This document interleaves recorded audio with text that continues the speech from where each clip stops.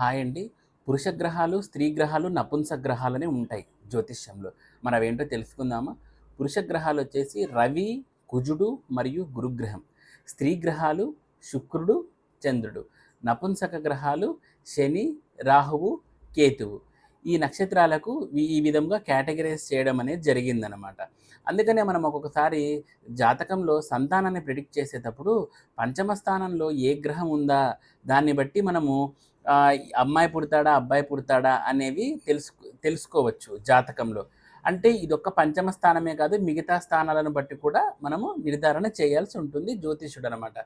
So, ఇదే కాకోకుండా ఈ గ్రహాలను మనకు ఈ భావాల్ని బట్టి కూడా డిఫరెంట్ రిజల్ట్స్ అనేది ఇవ్వడం జరుగుతుంది.